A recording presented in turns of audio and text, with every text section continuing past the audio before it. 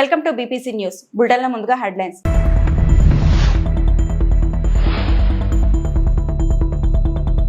గోరఖ్పూర్లోని గోరఖ్నాథ్ ఆలయంలో రాష్ట్రపతి ద్రౌపది ముర్ము ప్రత్యేక పూజలు.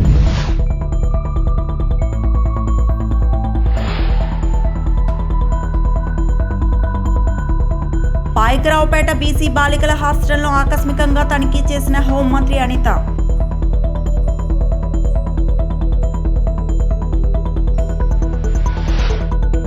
పాషమైలారం ఘటనా స్థలాన్ని పరిశీలించిన సీఎం రేవంత్ రెడ్డి.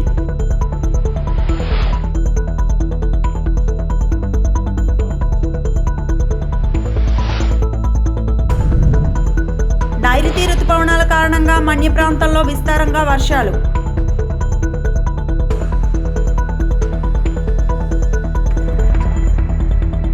ఉత్తరప్రదేశ్ ముఖ్యమంత్రి యోగి ఆదిత్యనాథ్ తో కలిసి నివాసి ద్రౌపది ముర్ము గోరఖ్పూర్లోని చారిత్రాత్మక గోరఖ్నాథ్ ఆలయంలో ప్రార్థనలు చేశారు. ఈ ఆలయం లోతైన సాంస్కృతిక మరియు ఆధ్యాత్మిక ప్రాముఖ్యతను కలిగి ఉంది మరియు నాథ్ శాఖ యొక్క ఆధ్యాత్మిక స్థానం కూడా.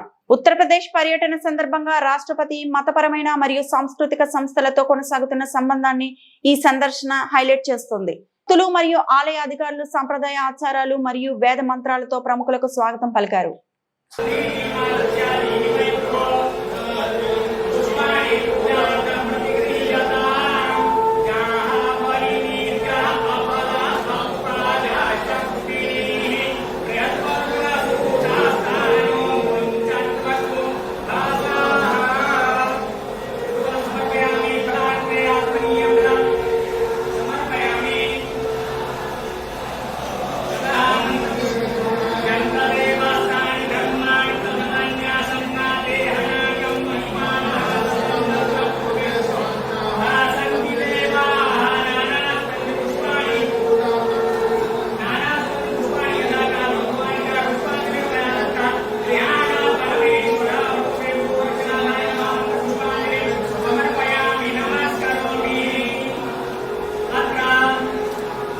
అనకాపల్లి జిల్లా పాయకరావుపేటలోని బీసీ బాలికల కాలేజ్ హాస్టల్ ను హోంమంత్రి మంగళపూడి అనిత ఆకస్మికంగా తనిఖీ చేశారు.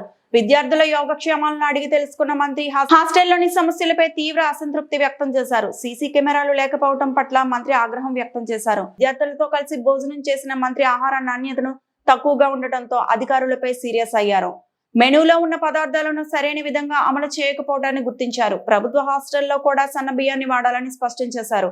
ఈ సందర్భంగా మంత్రి అనిత విద్యార్థులను ధైర్యంగా ఉండాలని, సామాజిక మాధ్యమాలపై అప్రమత్తంగా ఉండాలని సూచించారు. తక్షణమే హాస్టల్లోని సీసీ కెమెరాలు ఏర్పాటు చేయాలని ఆమె అధికారులకు ఆదేశించారు. హాస్టల్పై సమగ్ర విచారణ జరిపి 2 రోజుల్లో నివేదిక ఇవ్వాలని మంత్రి అనిత ఆదేశించారు.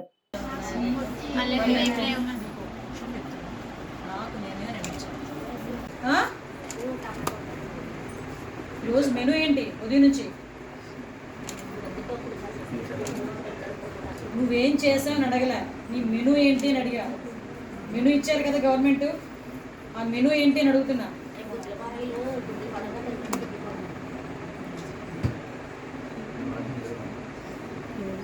భోజనం కూడా సరిగా లేదు.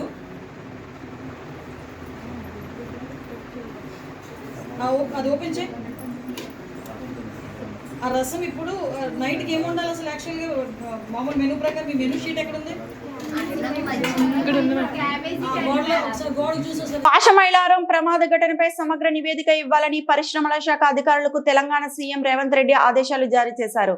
ప్రమాద స్థలాన్ని సందర్శించిన రేవంత్ రెడ్డి భవన శిథిలాలను పరిశీలించారు. ప్రమాద ఘటన సహాయ చర్యల గురించి అడిగి తెలుసుకున్నారు. అనంతరం పరిశ్రమల శాఖ అధికారులతో రేవంత్ మంత్రులు మాట్లాడారు. ప్రమాదం జరిగి 24 గంటలైనా పరిశ్రమ యాజమాన్యం రాకపోవడంతో తెలంగాణ మంత్రి శ్రీధర్ బాబు ఆగ్రహం వ్యక్తం చేశారు. ప్రమాదం జరిగిన పరిశ్రమలో ఇంతకు ముందు తనిఖీలు చేశారా అని సీఎం రేవంత్ ప్రశ్నించారు. ప్రమాద ఘటనపై యాజమాన్యం బాధ్యత తీసుకోవాలని రేవంత్ అన్నారు. పరిహారం విషయంలో తీసుకున్న నిర్ణయం చెప్పాలని కంపెనీ ప్రతినిధిని కోరారు. ఇలాంటి ఘటనలు పునరావృతం కాకుండా చర్యలు చేపట్టాలని అధికారులకు సూచించారు.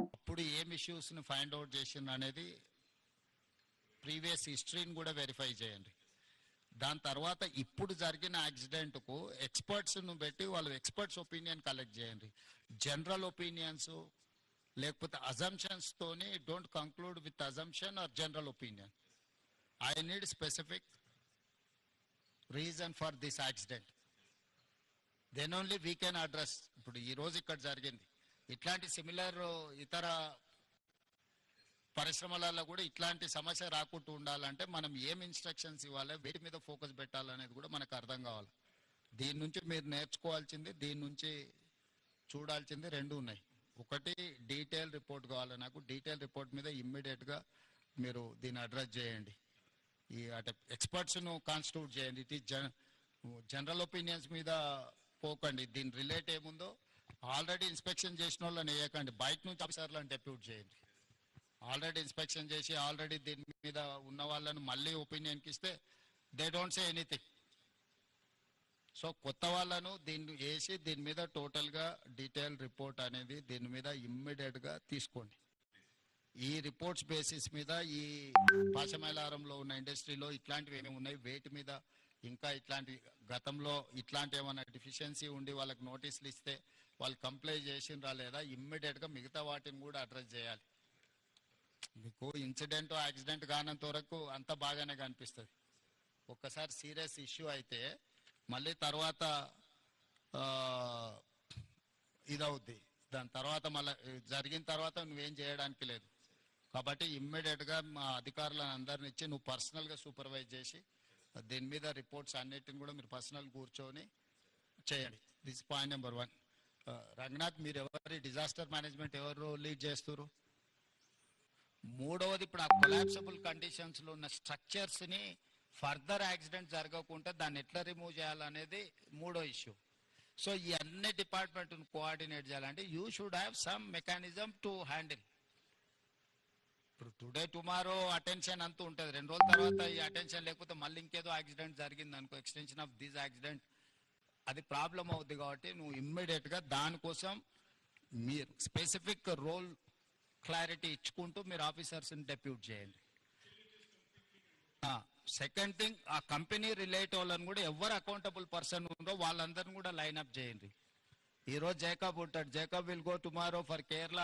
ప్రజలకు నిరంతరం అందుబాటులో ఉండటం అనేది రాజకీయాల్లో ఎంతో ముఖ్యమని, అందుకు సోషల్ మీడియాను విస్తృతంగా ఉపయోగించాలని యువ విభాగాన్ని ఉద్దేశించి వైఎస్ఆర్సీపీ అధినేత మాజీ సీఎం వైఎస్ జగన్మోహన్ రెడ్డి అన్నారు. మంగళవారం తాడేపల్లి పార్టీ కేంద్ర కార్యాలయంలో జరిగిన యువ విభాగ సమావేశంలో ఆయన కీలక వ్యాఖ్యలు చేశారు. ఒకటి, ప్రజలకు అందుబాటులో ఉండడం. రెండవది, చిక్కటి చిరునవ్వుతో పలకరింపు. రెండు ఖచ్చితంగా ఉండాలి. ప్రతిపక్షంలో ఉండాల్సింది మరొక మేజర్ గుణం ఏమిటి అని అంటే, ప్రజలకు ఏదైనా సమస్య వచ్చినప్పుడు ప్రజల తరపున మనం ప్రజలకు తోడుగా నిలబడగలగడం. ఈ మూడు చేయగలిగితే ఎవరైనా లీడర్ కాగలుగుతాడు. ఇక్కడి నుంచి స్టార్ట్ చేయండి. నియోజకవర్గం స్థాయిలో నియోజకవర్గ అధ్యక్షుడిగా ఉన్న ప్రతి ఒక్కరికి నేను చెప్తా ఉన్నా, ఈ రోజు నుంచి స్టార్ట్ చేయండి. మనం ఈరోజు చూసేది యూత్ అధ్యక్షుడిగా, నియోజకవర్గం ఇన్ఛార్జిగా, యూత్ అధ్యక్షుడిగా ఫస్ట్ అడిగే ఇది. మీ చివరి అడుగు ఎమ్మెల్యే కావడం, అది గుర్తుపెట్టుకోండి. ప్రతిపక్షంలో ఉన్నప్పుడే ఇవన్నీ బలంగా మనం తయారు చేసుకునే వెసులుబాటు మనకు ఉంటుంది. వెసులుబాటులోకి రావాలి. ఆర్గనైజేషన్లో ఉన్న ప్రతి ఒక్కడు సోషల్ మీడియాలో ఆటోమేటిక్లీ ఎంపానల్ కావాలి. సోషల్ మీడియాలో మీ ఫోన్ అన్నది ఈరోజు యుగంలో మీ దగ్గరున్న గన్ను. మీ దగ్గరున్న గన్ను ఈరోజు యుగంలో, ఈ సోషల్ మీడియా యుగంలో మీ దగ్గరున్న ఏకైక వెపన్, ఏకైక గన్ను మీ ఫోను. ఆర్గనైజేషన్ పరంగా మీరు దాంట్లో ఎంపానల్ అయిపోయి ఉండాలి. మీతో పాటు మీరు క్రియేట్ చేసి ఆర్గనైజేషన్ గ్రామస్థాయి దాకా కూడా ఆ ఆర్గనైజేషన్లో పార్టీ కావాలి. ప్రతి ఒక్కరి చేతిలోనూ కూడా మీకు అన్యాయం జరిగితే, ఆ అన్యాయం నాకు జరిగింది అని చెప్పి మీరు ఆ మాధ్యమంలో మీరు చెబితే, ఆ మాధ్యమం ద్వారా పార్టీ హైకమాండ్ మా దాకా కూడా తెలియడమే కాకుండా రాష్ట్ర వ్యాప్తంగా ఉన్న మొత్తం వైఎస్ఆర్సీపీ శ్రేణులందరికీ కూడా ఈ మెసేజ్ వెళ్ళిపోవాలి. నైరుతి రుతుపవనాల ప్రభావంతో గడిచిన 4 రోజులుగా మన్యంలో కురుస్తున్న వర్షాల కారణంగా జనజీవనం స్తంభించిపోయింది. ఎడతెరిపి లేకుండా కురుస్తున్న చినుకులతో మన్య ప్రాంతం చిత్తడిగా మారింది. దీనితో మన్యంలో జరిగే వారపు సంతలు వెలవెలబోతున్నాయి. అదే క్రమంలో సోమ మంగళ వారాల్లో చింతపల్లి మండలంలో అన్నవరం లోతుగెడ్డ జంక్షన్ వారపు సంతలు వెలవెలబోయాయి. వాళ్లకు సంతలకు వచ్చిన చిరు వ్యాపారులు ప్రజలు తీవ్ర ఇబ్బందులు ఎదుర్కొన్నారు. ఈ రుతుపవనాల ప్రభావం మరో కొన్ని రోజులు ఇదే విధంగా కొనసాగుతూ ఉందని వాతావరణ నిపుణులు చెబుతున్నారు.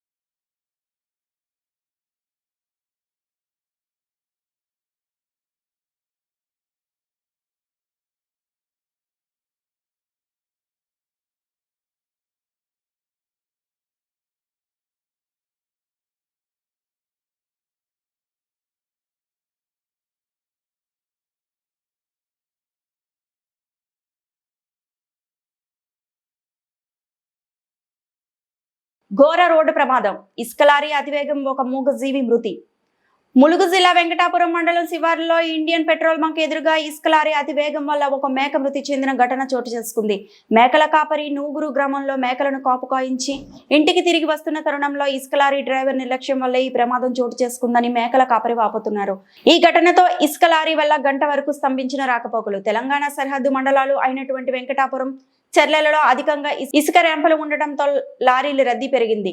దీంతో లారీలు అతివేగంగా రహదారులపై నిత్యం ఏదో ఒక ప్రమాదం జరుగుతూనే ఉంది. లారీల అతివేగాన్ని తగ్గించి డ్రైవర్లు మద్యం సేవించకుండా డ్రైవింగ్ చేయాలని, ఇసుక లారీల వేగాన్ని కట్టడి చేయాలని సంబంధిత అధికారులు దీనిపై చర్యలు తీసుకోవాలని ప్రజలు కోరారు.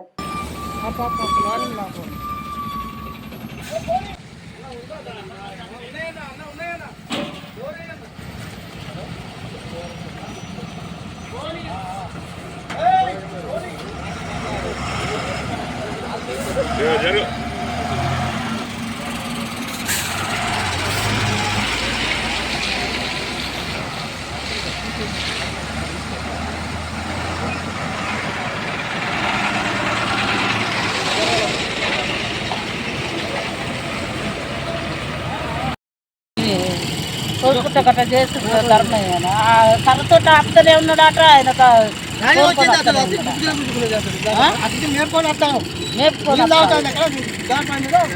అట్లా చేస్తారా?